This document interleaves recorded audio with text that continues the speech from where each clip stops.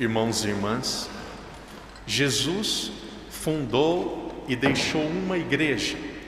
De acordo com o catecismo da Igreja Católica, esta igreja subsiste na igreja una, santa, católica e apostólica. Desta forma, nós podemos dizer que Jesus era católico. Dizer que Jesus era católico, naturalmente, de forma óbvia, não significa que Jesus nasceu católico. Jesus nasceu e cresceu judeu. Seguiu toda a tradição do judaísmo. Foi apresentado ao templo, foi circuncidado, cumpria as leis. Com 12 anos de idade já ia ao templo sozinho. Era costume naquela época que uma criança, um adolescente a partir dos 12 anos de idade já era considerado uma pessoa de maior. Hoje, no Brasil e muitos países do mundo, é preciso 18 anos de idade. Naquela época, 12 anos já era considerado uma pessoa de maior. Então, por isso que Jesus era capaz até de ir ao templo sozinho. Jesus era judeu e foi judeu em tudo aquilo que a lei pedia. Como judeu, Jesus tinha sua vida baseada em duas realidades diferentes: no templo e na lei. Quanto mais nós entendemos a estrutura, a doutrina da religião judaica, mais nós vamos entender o Evangelho e a vida de Jesus.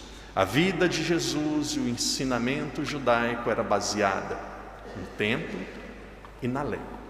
Todas as pessoas precisavam visitar o templo de Jerusalém pelo menos uma vez ao ano. E as pessoas precisavam, todas as semanas, guardar o sábado e fazer o possível para visitar a sinagoga. Então assim era a vida dos judeus. Visitavam a sinagoga aqueles que não estavam na capital, porque o templo existia apenas na capital, em Jerusalém. Aqueles que não estavam na capital visitavam a sinagoga e cumpriam as leis. Nós sabemos que Jesus deixou a Moisés 10, nós chamamos de decálogo, 10 mandamentos, mas aos poucos os judeus foram criando outros e outros mandamentos, que na época de Jesus havia aproximadamente 650 mandamentos. Mandamentos para tudo, mandamentos para lavar a mão, mandamentos para pagar o dízimo, mandamentos para tudo. E aí no Evangelho de hoje, nós vamos entender o Evangelho de hoje a partir desta perspectiva, a perspectiva da obrigatoriedade de visitar o templo ou a sinagoga e também de seguir a lei. No Evangelho de hoje era sábado, portanto dia de ir à sinagoga ou ao templo. Jesus entra na sinagoga. E entrando na sinagoga, ele sabia que aquele era um lugar de oração, exclusivamente de oração, e ele podia apenas rezar. De repente ele percebeu que uma pessoa estava enferma. Percebeu que uma pessoa estava possessa pelo demônio. O padre abre um parênteses, daqui a pouco eu continuo a reflexão de onde eu parei. Muitas pessoas perguntam: padre, o que significa possessão demoníaca? O que significa possessão do demônio? Existe o demônio? Existe Satanás? Existe. Ontem mesmo eu celebrava um batizado na Taipa, na igreja Nossa Senhora do Carmo, e os pais e padrinhos precisam dizer. O padre pergunta: vocês renunciam a Satanás? Sim, renunciamos. Vocês renunciam todas as obras de Satanás? Sim, renuncio. Existe? Existe. Nós sabemos, e vocês podem olhar pela vida de vocês, eu posso olhar pela minha. A tentação existe. Entenda bem o que eu vou dizer agora. Uma vez um padre disse: eu tenho muita fé no demônio. Não significa que ele adora e venera o demônio, mas ele sabe que o inimigo de Deus existe e a vida toda está nos armando ciladas para nos afastar de Deus. O demônio, ele tem só um objetivo: afastar você de Deus. O demônio não quer que você fique pobre. O demônio não quer que você perca a saúde. O demônio quer que você se afaste de Deus.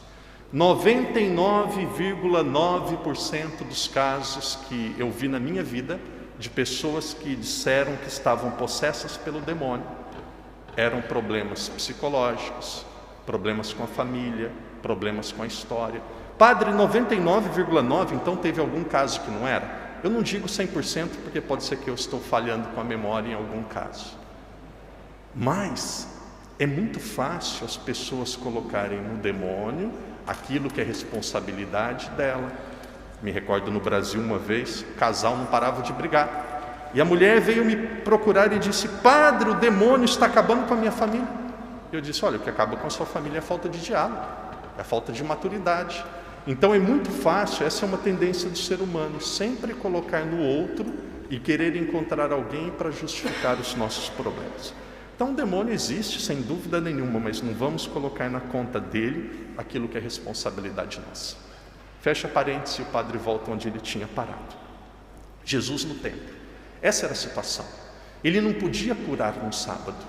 Ele não podia, segundo a lei, realizar aquele milagre, porque era a cultura da época. Sábado não se faz nada. Não sei se vocês já tiveram a oportunidade de ir à Terra Santa, a Israel. Eu tive a oportunidade uma vez. Me recordo que eu estava em um hotel próximo do elevador e havia um cadeirante, uma pessoa na cadeira de rodas. E aquela pessoa queria pegar o elevador, mas ela não conseguia, porque ela não podia, segundo a lei, apertar o número do elevador. Porque se ela apertasse o número do elevador, ela estaria trabalhando, ela estaria fazendo esforço. Então, para os judeus, ela estaria indo contra a lei. E eu pensei assim: eu não sou judeu, deixa eu ajudar essa pessoa. E apertei lá, o elevador abriu, ela entrou e ficou contente da vida e sorriu para mim. Não quero criticar os judeus, mas... Então, era assim. Então, Jesus estava em uma encruzilhada. Ou Jesus seguia aquilo que era lei e seguia rigorosamente aquilo que era lei, ou ele curava aquela pessoa. Então, nesse momento acontece uma grande transgressão, uma santa transgressão, para colocar a lei no seu devido lugar. O ponto alto da lei e os 2 primeiros mandamentos é o mandamento do amor. Amar. Jesus, portanto, ele diz: o amor está acima de tudo. Uma vez Santo Agostinho, ele até disse: ames e faça o que quiseres. O amor é a marca, o amor é o detalhe, o amor é aquilo que nós católicos e cristãos temos de mais profundo, de mais lindo, aquilo que é inegociável. Jesus cura aquele homem. E aqui entra algo que eu gostaria que nós guardássemos no coração. Algumas pessoas pensam que amor é assistencialismo. Me recordo quando eu estava no seminário e lendo um dos textos do fundador da minha congregação, Padre João Leão Deon, um padre francês, nascido em 1843, depois falecido em 1925. Padre João Leão Deon dizia assim: eu tenho 2 paixões na minha vida, eu tenho 2 amores na minha vida. As paixões da minha vida são o amor e a verdade. O amor e a verdade. Depois o Papa Bento XVI escreveu uma encíclica que diz: Caritas in veritate, caridade na verdade. Um dia, se vocês olharem a aliança do padre, eu sou casado, não sou solteiro. Não concordo que padre não case, eu também não, por isso que eu casei com a igreja. Na minha aliança tem 2 palavras, ou 2 sentenças: Igreja Católica, Caritas in veritate, caridade na verdade. E aqui entra a definição cristã do amor: caridade na verdade. Nós devemos amar, mas o amor por si mesmo e o amor sozinho é assistencialismo. O amor deve ser feito na verdade. Amar na mentira não é amor.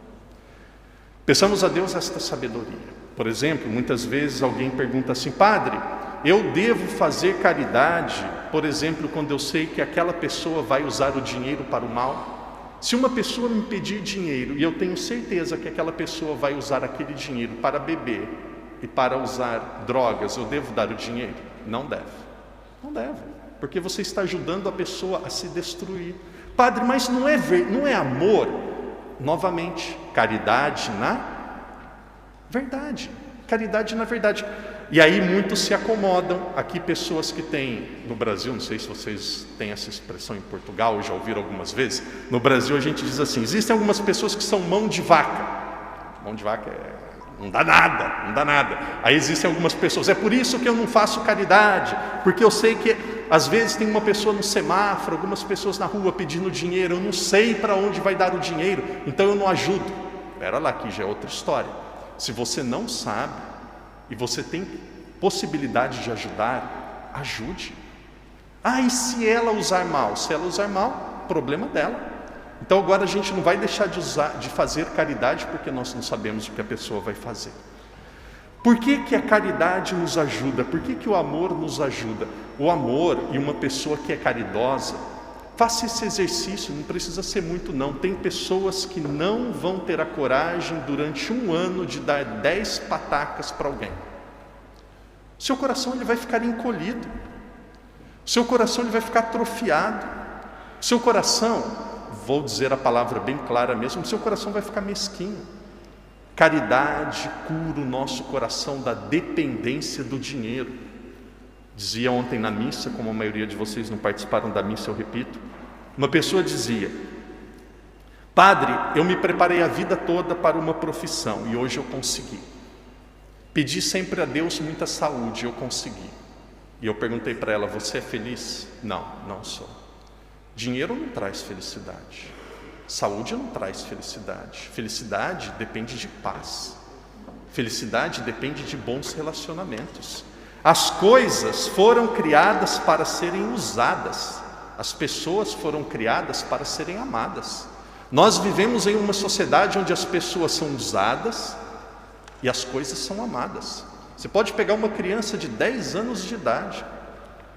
Se aquilo que o pai e a mãe falam não é aquilo que o pai e a mãe faz, a criança não acredita mesmo, não acredita. E lá no futuro vai falar: eu aprendi vendo meu pai fazendo diferente, vendo a minha mãe fazendo diferente, que não é desse jeito. Caridade na verdade. Esse é o primeiro ensinamento da reflexão de hoje. Todos nós precisamos amar. Algumas pessoas dizem assim: eu não consigo entender como que os padres não casam. E aí vem inúmeros argumentos. A segunda leitura de hoje nos dá uma resposta muito bonita. São Paulo diz assim: quem não é casado preocupa-se com as coisas do Senhor, com o modo de agradar o Senhor. Se ele diz quem não é casado preocupa-se com as coisas do Senhor, significa que naquela época tinham pessoas que não eram casadas e preocupavam-se com as coisas do Senhor. Mas aquele que se casou preocupa-se com as coisas do mundo, de como agradar a esposa. Quando as pessoas me dizem assim: eu não sei como que o padre consegue aguentar sem se casar. No fundo, as pessoas estão dizendo que o padre, o homem, não consegue viver sem relação íntima com uma mulher.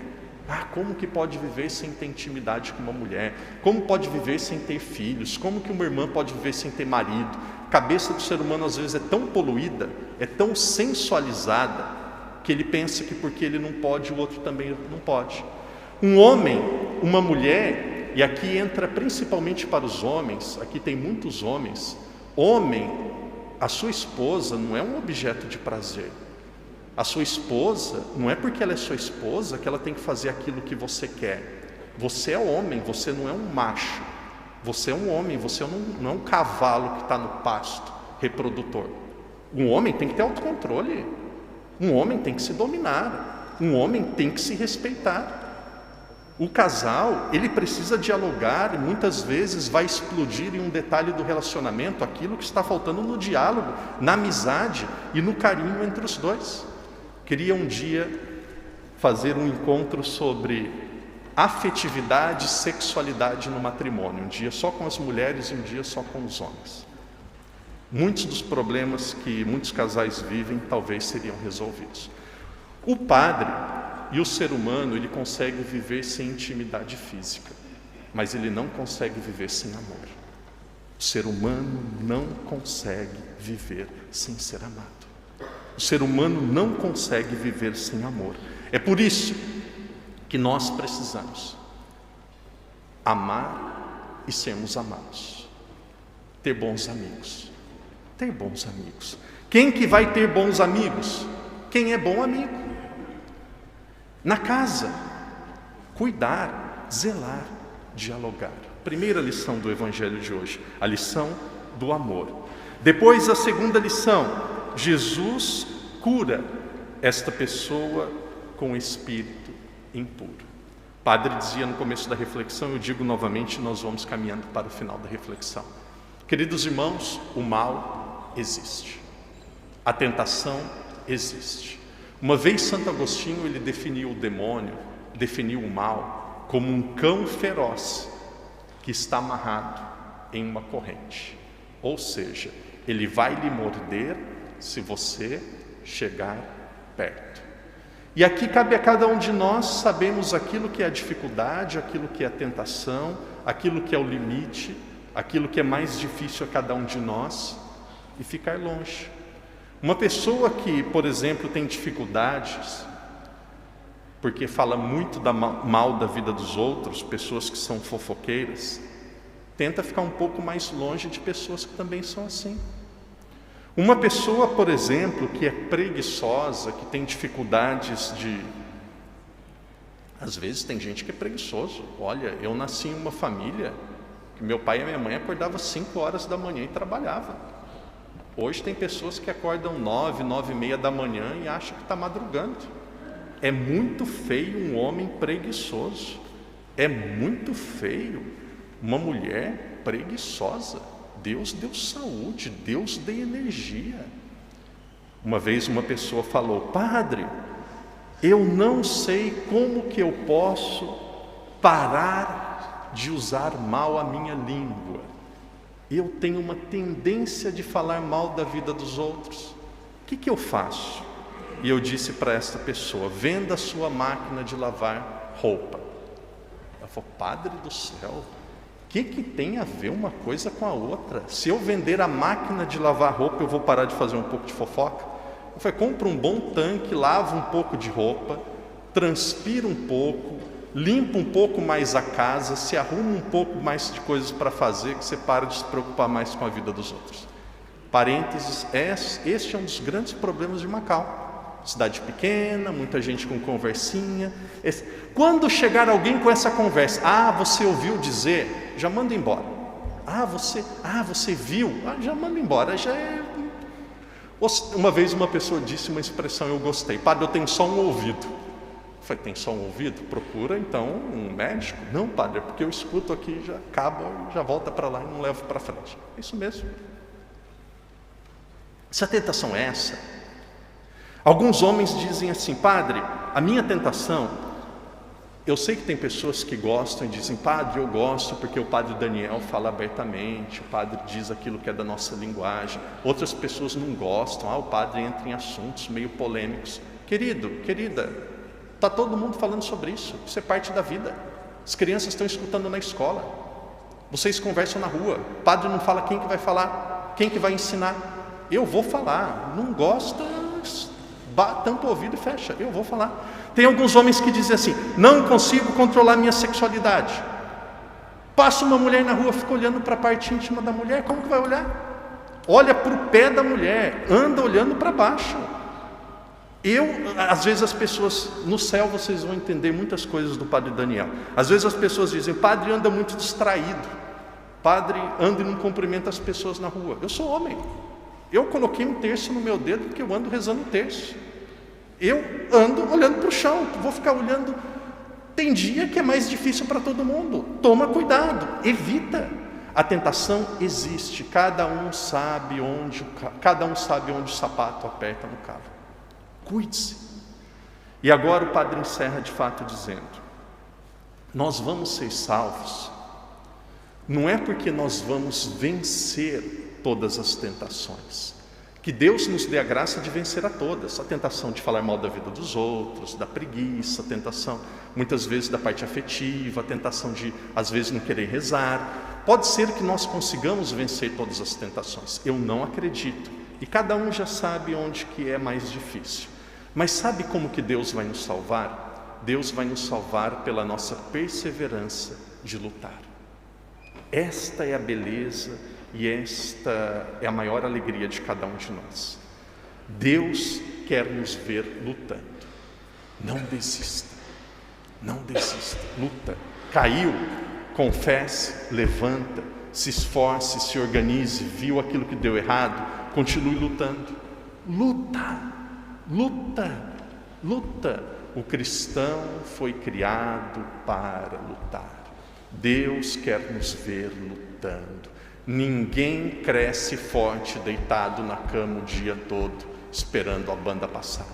A pessoa cresce lutando. Que Deus nos dê esta coragem, que Deus nos dê esta sabedoria e esta força para que estes dois dons do Espírito Santo transbordem da nossa vida: o dom da sabedoria e o dom da fortaleza. Sabedoria para saber o que deve ser feito, fortaleza para fazer aquilo que deve ser feito. Que Deus nos conceda muita, em abundância, sabedoria e fortaleza.